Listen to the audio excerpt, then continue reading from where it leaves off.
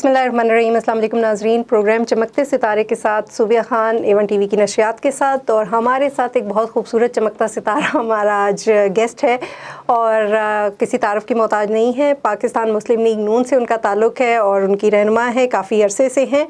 और जैसे कि आजकल गवर्नमेंट भी नून लीग की ही है, तो हमने सोचा हम अपने प्रोग्राम में नून लीग के ही किसी रहनुमा को बुलाते हैं और उनसे आज डिस्कस करते हैं जो मौजूदा हालात भी चल रहे हैं और उसके हवाले से कि उनकी अपनी पर्सनालिटी जो है वो नून लीग के साथ कैसे मुंसलिक हुई, क्या वो हालात व वाक़यात थे, उस सारे बारे में हम डिस्कस करेंगे। जी, मैं बात कर रही हूँ फरजाना कौसर साहिबा की। अस्सलाम वालेकुम मैडम। वालेकुम सलाम जी। कैसी हैं आप फरजाना? खैरियत से? ठीक ठाक, आप सुनाइए जी। मैं जी अल्लाह का शुक्र ठीक ठाक। जैसे कि मैंने अभी कहा कि नून लीग की हुकूमत है और काफ़ी जद्दोजहद के बाद एक दफ़ा फिर नून लीग जो है वो अपने अरूज पर है और आवाम का उसको सामना है और अपोजिशन पार्टीज़ का भी उसको सामना है, तो इस बारे में आप क्या कहेंगी?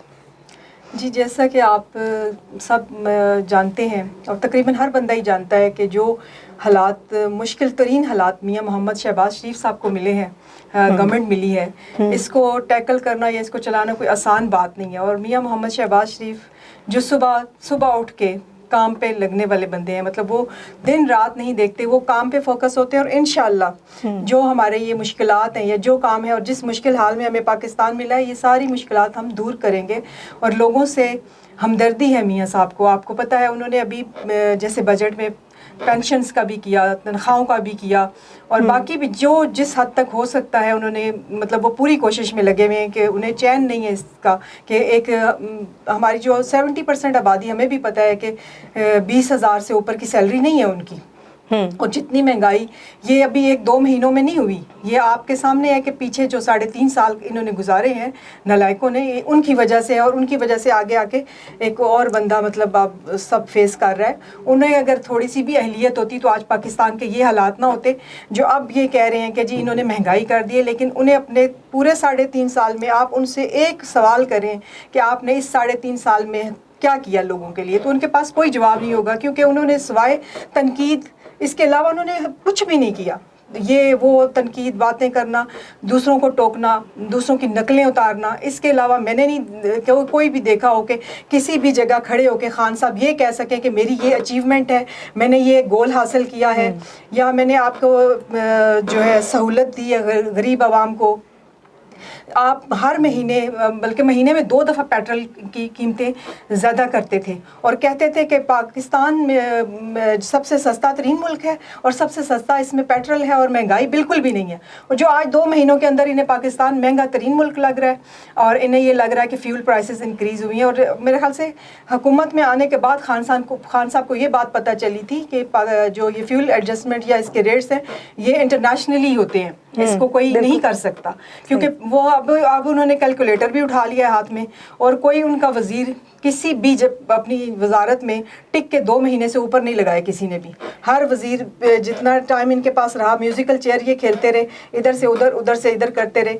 कोई इनका ना आवाम के लिए फोकस नहीं थे ये लोग कि ये कोई काम करते। इस चीज़ का अफसोस है और हम इंशाअल्लाह करके दिखाएंगे इन्हें। इससे पहले भी करके दिखाया PMLN ने और आइंदा भी करके दिखाएगा। तो आपको क्या लगता है कि इतना टाइम है कि ये हुकूमत परफॉर्म कर सकेगी? बिकॉज मेरे ख्याल से साल बाद तो फिर इलेक्शंस हो जाएंगे और फिर आप क्या समझती हैं कि इलेक्शंस के बाद क्या नून लीग आएगी? इतनी महंगाई के बाद लोग क्या एक्सेप्ट कर लेंगे? देखिए, हम लोगों को यही तो समझाने की कोशिश कर रहे हैं कि ये IMF को जो लिख के दिया गया है या स्टेट बैंक जो गिरवी रखवाया था, ये खान साहब की थी ये सारी कोशिशें। उन्होंने ये सारा ये जो लैंड माइन्स बिछाए हैं ना, ये खान साहब ने बिछाए हैं। जब उन्हें पता था कि मेरे खिलाफ अदम एतमाद आ रहा है, तो उन्होंने उस वक़्त पेट्रोल को थोड़ा रोका कि मैं अब पेट्रोल नहीं बढ़ाऊंगा, जानबूझ के कि जो आएगा, जो हुकूमत अब आएगी वो उसको फेस करेगी, क्योंकि खान साहब ने तो चला जाना था। उन्हें अगर ज़रा सा भी इस चीज़ का एहसास होता कि इस पाकिस्तान में गरीब लोग रहते हैं तो वो ये काम ना कभी ना करते। मुझे आज तक उनके किसी वज़ीर ने, किसी भी बंदे ने ये जवाब नहीं दे सका कि 400 कनाल का बंगला एक बंदे की सोर्स ऑफ इनकम ही नहीं है। अगर मेरे यहाँ कोई नौकरी पेशा नहीं है, मेरे हस्बैंड का नौकरी पेशा नहीं है, तो मैं 5 मरले का घर नहीं चला सकती। 400 कनाल का बंगला कैसे चलता है, उनका कोई वजीर इसका जवाब नहीं दे सकता।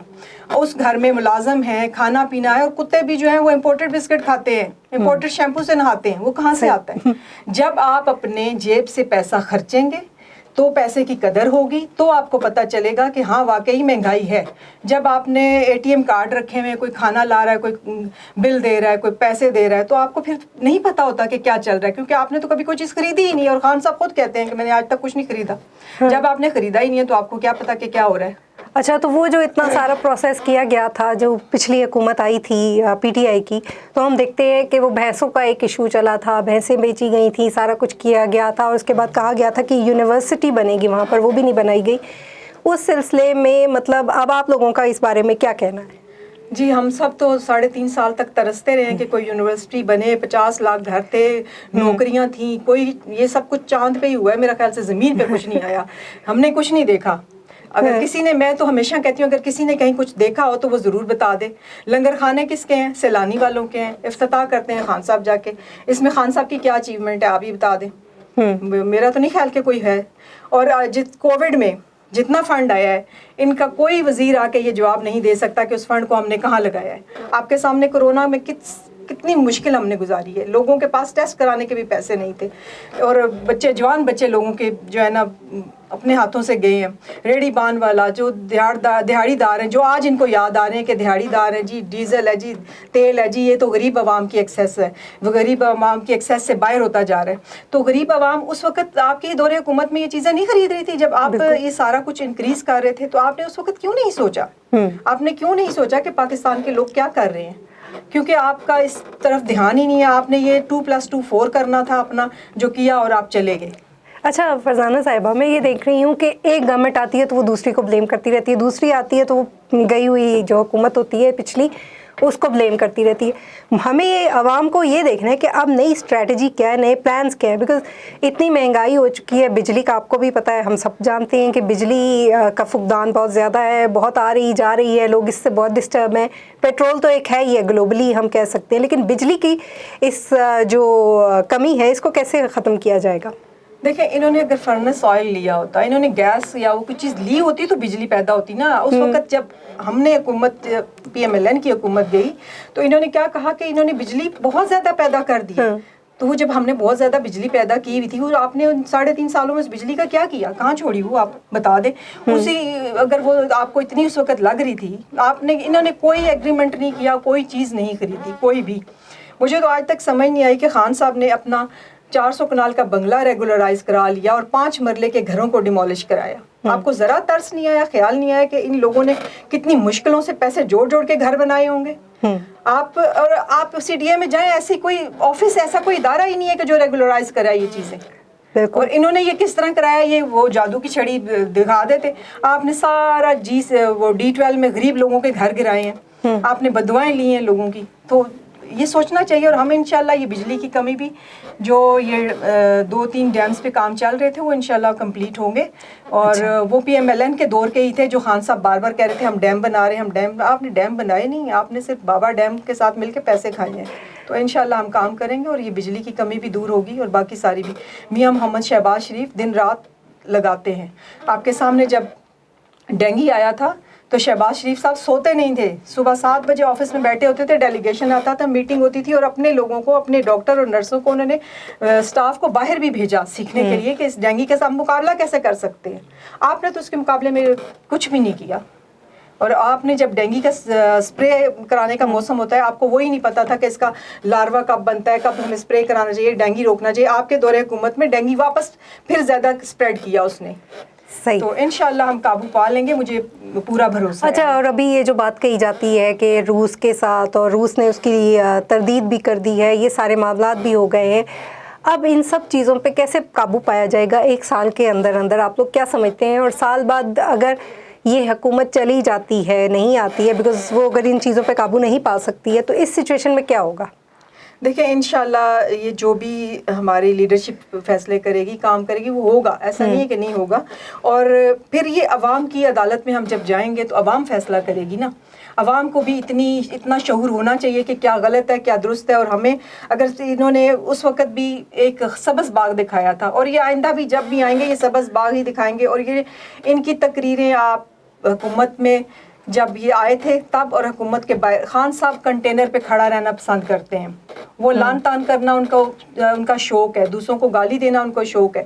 اس کے علاوہ وہ کسی سے تمیز سے بات نہیں کر سکتے. میں نے آج تک ان کی تمیز سے گفتگو نہیں دیکھی. ہمارے معاشرے میں بدتمیزی اور یہ جو بڑوں کے ساتھ بدتمیزی کرنا, کسی کے ساتھ بھی مطلب کوئی چھوٹا ہے بڑا, آپ نے خیال ہی نہیں رکھنا, آپ گلے پڑ جائے اس کے, آپ گالم گلوچ کی سیاست جو ہے یہ خان صاحب نے شروع کی ہے. یہ سوشل میڈیا پہ بہت آج کل عام ہوا ہوا ہے کہ ہم دیکھ رہے ہیں ایک دوسرے کے ساتھ برداشت نہیں ہے. بالکل برداشت ختم ہو گئی ہے جی. آپ ان کا یہ جلسہ جو دھرنا جو کچھ بھی تھا آپ دیکھ لیں, آج تک کبھی کسی جلسے میں آپ نے دیکھا ہے کہ کسی درخت جلائے گئے ہوں, فٹ پاتھ یا کوئی چیز توڑی گئی ہو؟ جلسہ ہوتا ہے یا آپ نے لانگ مارچ یا کچھ بھی نکالنا ہے جو آپ آئیں نکالیں کریں, لیکن آپ ایک تمیز کے دائرے میں رہیں اور کسی چیز کا نقصان نہ کریں. جب آپ کو سپریم کورٹ نے ڈی چوک کی اجازت نہیں دی, آپ نے قانون توڑا, آپ ڈائریکٹ ڈی چوک میں آئے, آپ کو پشاور موڑ کی اجازت دی گئی تھی, آپ وہاں کرتے جلسہ اور چلے جاتے اپنے گھر. اور اگر آپ نے بیٹھنا بھی تھا تو آپ بیٹھے وہاں. آپ نے جب آپ قانون توڑتے ہیں تو آپ کہتے ہیں کہ ہمیں قانون سزا نہیں دینی چاہیے ہمیں قانون کو, اور وہاں سے آپ بنی گالا اور بنی گالا سے پشاور بھاگ گئے. اور ورکر کا آپ کہتے ہیں جی ورکر کہاں تھا ورکر آپ کا؟ آپ نے کسی کو منہ بھی نہیں لگایا, آپ نے کسی سے پوچھا بھی ہے کہ آپ گھر واپس کیسے آئے ہو؟ اگر آپ کو کوئی لگی ہے, چوٹ لگی ہے یا کچھ ہوا ہے تو پوچھا بھی ہے آپ نے کسی بندے کو؟ اچھا یہ سارے معاملات تو ہو گئے. اچھا اگر آپ کہتے ہیں کہ انہوں نے خلاف ورزی کی گئی تھی جو ہے سپریم کورٹ کے خلاف, تو اس کے خلاف کوئی ایکشن بھی لیا گیا یا نہیں؟ ہم نے تو نہیں دیکھا کہ کوئی ایکشن لیا گیا. میں یہی تو کہہ رہی ہوں نا کہ خان صاحب کہتے ہیں نا کہ میں تو قانون نہیں توڑتا, میں رولز فالو کرتا ہوں. میں سب کو آپ کے سامنے یہ ایک بالکل کھلی تصویر ہے کہ ڈی چوک کی اجازت ہمارا بھی جب جلسہ تھا تو ہمیں بھی نہیں تھی, پشاور موڑ کی تھی اور ہم نے پشاور موڑ ہی جلسہ کیا تھا.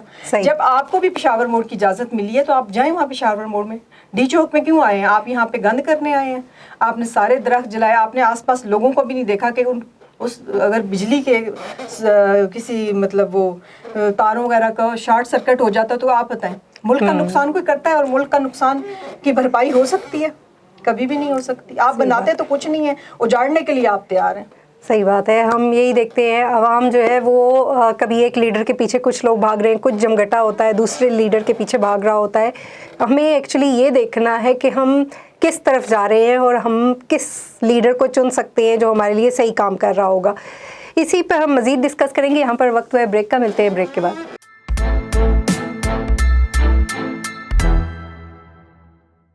Welcome back ناظرین. We are in conversation with Miss Madam Farzana Kausar who is from PMLN Nawaz league group سے ہے جن کا تعلق ہے, اور ہم ان سے تھوڑی سی سیاسی گفتگو بھی کر رہے تھے. ہم جاننا چاہ رہے تھے کہ جو موجودہ حالات ہیں, جو ہمیں عوام کو جو اس وقت مشکلات درپیش ہیں, بجلی, گیس, آٹا, پیٹرول, یہ ساری چیزیں, اس کے حوالے سے ہم ڈسکس کر رہے تھے تھوڑا بہت.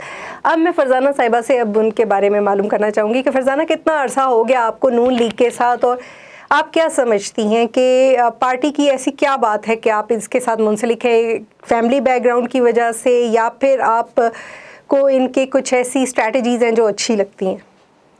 جی مجھے PMLN پرسنلی خود بہت پسند ہے. اچھا. کیونکہ ہم دوسری پارٹیز کو بھی دیکھتے رہتے ہیں, جو عزت جو رسپیکٹ فیمیل کو یہاں ملتی ہے شاید ہی میں نے کہیں دیکھی ہو.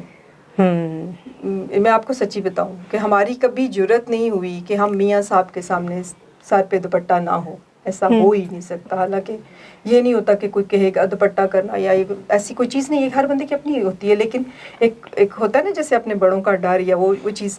اور میں نے ہمیشہ دیکھا ہے کہ PMLN میں ہمیشہ عورتوں کی قدر کی جاتی ہے. ہمارے بھائی اگر کوئی جلسہ جلوس ہے ہمارے آگے بازوؤں کی چین بنا کے کھڑے ہو جاتے ہیں, اور کبھی بھی سوال ہی پیدا نہیں ہوتا کہ کوئی آگے آئے یا دھکا لگے ہماری کسی عورت کو. وہ اس حد تک ریگارڈ ہوتا ہے ہمارا. اور دوسرا یہ ہے کہ PMLN جب بھی آئی انہوں نے ترقیاتی کام کیے, انہوں نے حکومت مطلب عوام کی فلاح بہبود کے لیے کام کیے. میں آپ کو اپنے بلدیات کا بتا دیتی ہوں کہ جب میں بلدیات میں ریزرو سیٹ پہ تھی تو میرے گاؤں کے سکولز کا کافی برا حال تھا, گورنمنٹ سکول جو ہیں. تو وہ میں نے فائل دی, تو میرے فائل پہ جتنے بھی ہمارے ادھر دیہات میں سکول ہیں ان ساروں کی اپ گریڈیشن ہوئی ہے. انہیں جو بلڈنگ ڈیمولش کرنے والی تھی وہ ڈیمولش کرائی گئی ہے. اور پھر میں نے اپنے گاؤں کے سکول لڑکیوں کا بھی اور لڑکوں کا دونوں FA کرائے ہیں. اور میرے لیے بہت خوشی کی بات یہ تھی کہ ہمارے بچے بچیاں یہاں سے FA کر کے اسلام آباد جائیں, کیونکہ آپ اسلام آباد میں آنے کے لیے گورنمنٹ کالج کے لیے ہمیں فیس تو نہیں لگتی، لیکن ہمارے جو گاڑی کا کرایہ ہے نا وہ جان نکال دیتا ہے. 6-7 ہزار ایک بچے کا اگر کرایہ ہو تو والدین جس کی 3 بیٹیاں ہوں تو میرا نہیں خیال کہ وہ ایک بیٹی کو بھی پڑھائے گا. ہمارے معاشرے میں یہ بڑا المیہ ہے کہ لڑکوں کو پڑھایا جاتا ہے کیونکہ وہ ارننگ ہینڈ بنتے ہیں، لیکن لڑکیوں کو میٹرک کے بعد اکثر کہا جاتا ہے کہ بس اس نے کیا کرنا ہے، چولہا چوکا ہی کرنا ہے، تو میٹرک ہی کافی ہے. تو اس چیز کو سوچ کے وہ ایف اے کرایا، اور ماشاء اللہ سے یہ دوسرا سال ہے ہمارے ایف اے میں بڑی اچھی بچیوں کے نمبرز آئے ہیں، اور میٹرک میں بھی بہت اچھے نمبرز آئے ہیں. اچھا. اور مجھے یہ بھی خوشی ہے کہ میری حکومت میں نے اپنے گاؤں کے لیے گیس کا، روڈ کا اور اسکول کا 3 کام میں نے اپنے ریزرو سیٹ پہ کرائے ہیں.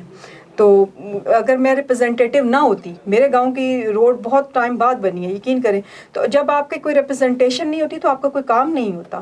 لوگ کہتے ہیں ہمارے کام نہیں ہوتے، بھائی آپ کام جائیں، آپ اپنی فائل کے پیچھے لگیں تو کام کیسے نہیں ہوتا. آپ اپنے کام بتائیں نا، آپ بتائیں کہ ہمارا یہ مسئلہ ہے، ہمارا یہ کام ہے. کوئی ایم این اے یا سینیٹر وہ تو نہیں، اس کا یہ کام نہیں ہے، ان کا کام ہے لیجسلیشن. یہ جو ریزرو سیٹ پہ چیئرمین، کونسلر، یا جیسے ہم ریزرو سیٹ پہ تھے ایز اے چیئرمین ایکویلنٹ ہم بھی ہوتے ہیں، تو یہ ہم لوگوں کا کام ہوتا ہے کہ اپنے جو جتنے بھی آس پاس جو کام ہے وہ جا کے بتائیں اور اس کام کو کروائیں. اور ڈاکٹر طارق فضل چودھری صاحب کے میں بہت مشکور ہوں، جن کی وجہ سے میں نے اسکولوں کا بھی کام کرایا اور گیس کا بھی کام کرایا، اور میئر شیخ انصر صاحب کی وجہ سے روڈ کا کام کرایا. یہ کون سے علاقوں کی بات کر رہی ہیں آپ؟ جی میں یہ پنڈ بیگوال کی. پنڈ بیگوال کے. اچھا، آپ کا حلقہ وہی ہے؟ جی میں 52 سے ہوں. 52 سے. اچھا، تو اب آپ کیا سمجھتی ہیں کہ یہ جو انتخابات ہوں گے تو اس میں چانسز، جو کہ پہلے شروع میں بھی ہم نے بات کی کہ حالات کچھ مختلف ہو چکے ہیں کیونکہ عوام بہت اس وقت وہ کہتے ہیں نا کہ تجسس کا بھی شکار ہے، اور بہت زیادہ اس وقت ڈسٹرب بھی ہے because of all these gas and بجلی اور یہ سب کچھ جو اتنی پرابلمس فیس کرنی پڑ رہی ہیں ان سب کو، اس کی وجہ سے وہ اتنی پرابلمس کا شکار ہیں. تو کیا سمجھتی ہیں آپ کہ وہ آگے جا کر نون لیگ کے ساتھ کھڑے ہوں گے؟ انشاءاللہ ضرور کھڑے ہوں گے، کیونکہ انہیں پتہ ہے کہ نون لیگ نے ہی ہمارے مسئلے حل کرنے ہیں. کیونکہ جب سے ہم لوگ آئے ہیں، ہم آپ کے سامنے ہی ہے کہ میاں محمد شہباز شریف ایک دن بھی چین سے نہیں بیٹھے، وہ اپنے کام پہ فوکس ہیں اور کام کر رہے ہیں. اور انشاءاللہ آپ الیکشن جیسے ابھی ہمارے پاس آپ کے سامنے ہی ہے، ٹائم کتنا ہے ہمارے پاس، اب اس اتنے ٹائم میں جو بھی ہو سکا وہ ضرور کریں گے. کیونکہ مجھے بھی پتہ ہے، میں بھی جب گروسری کرتی ہوں یا کوئی بھی چیز خریدتی ہوں، کہ ہمیں پتہ ہے کہ کتنی مہنگائی ہے، کتنی مشکل ہے، لیکن اس کو حل کرنا ہے ہم نے. اور یہ مہنگائی یہ صرف ان 2 مہینوں میں نہیں آئی، یہ پیچھے جو انہوں نے ہمارے لیے گڑھے کھود کے رکھے ہیں یہ اس وجہ سے سارا ہے. اور ایک مطلب پبلک کو سمجھانا بھی اتنا آسان نہیں ہوتا، جو سیدھی بات ہے. بالکل. کہ انہیں میں خود اپنے حلقے میں جا کے لوگوں کو خود ہم لوگ بتاتے ہیں کہ یہ سب اگر ہماری وجہ سے ہے تو آپ بتائیں.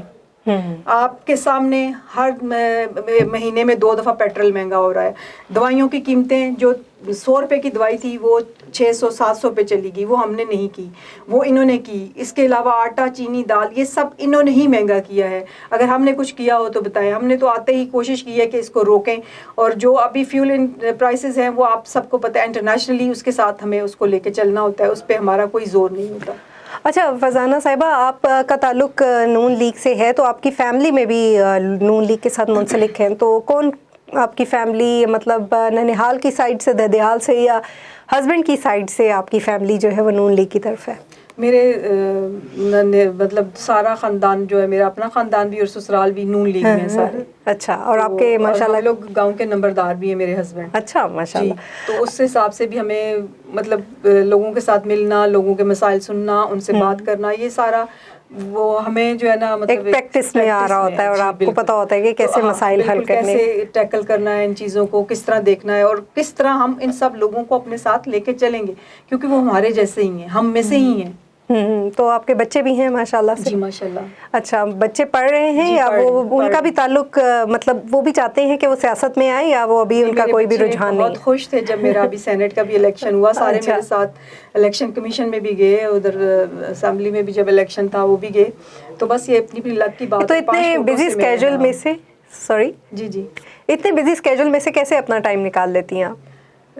دیکھیں میں نے جو ہے نا اپنا ایک ٹائم ٹیبل سیٹ کیا ہوا ہے. میں ارلی رائزر ہوں, میں دیر تک نہیں سوتی, ٹھیک ہے.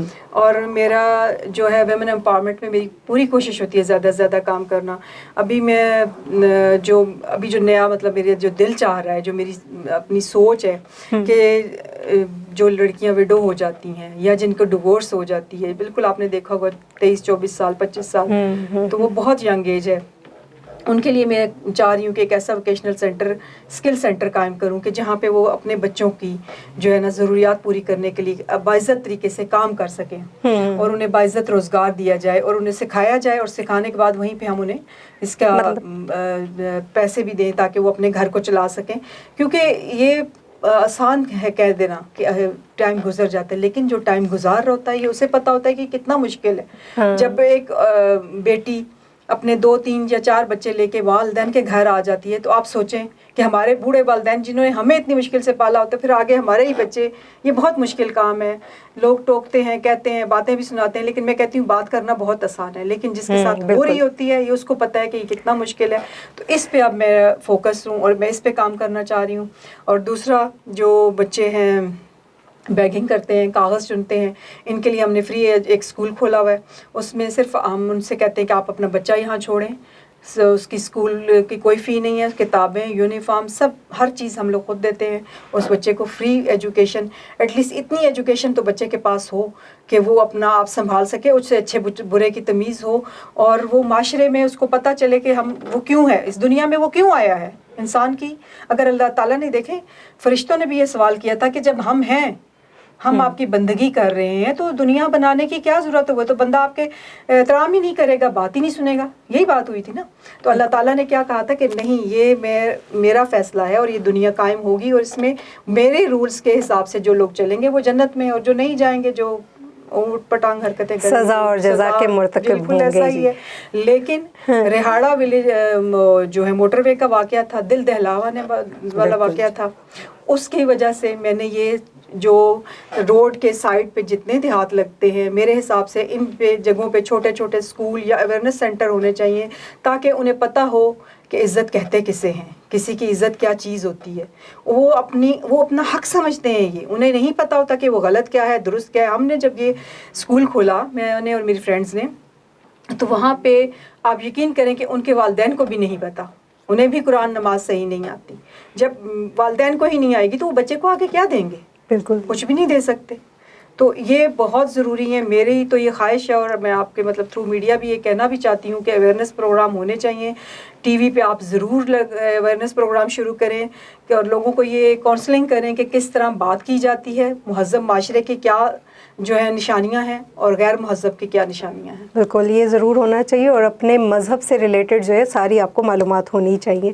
اچھا فرزانہ صاحبہ, کوئی ایسا میسیج جو دیکھنے والے اپنے ناظرین یا عوام کو آپ دینا چاہیں؟ میرا تو اپنی عوام سے یہی میسیج ہے. میں پی ٹی آئی کا, میں نے اس کی طرح بالکل بھی نہیں کہوں گی کہ 2 روٹیاں کھاتے ہیں تو ایک کھا لیں, ایک کھاتے ہیں تو آدھی کھا لیں, اگر آدھی کھاتے ہیں تو بالکل ہی مت کھائیں. نہیں, ہم آپ کے لیے دن رات کوشش کر رہے ہیں, اور انشاءاللہ آپ کے ساتھ کھڑے ہیں. آپ کی ہر مشکل کو حل کر کے چھوڑیں گے انشاءاللہ. بہت بہت شکریہ میڈم, آپ نے اپنے بزی اسکیجول میں سے ہمارے لیے ٹائم نکالا اور آپ تشریف لائیں. آپ کی تشریف آوری کا بہت بہت شکریہ. اور ناظرین, یہاں پر ہمارے پروگرام کا وقت اب ختم ہوتا ہے. انشاءاللہ آپ سے اگلے ہفتے پھر ملاقات ہوگی, سیم ٹائم سیم چینل. اللہ حافظ.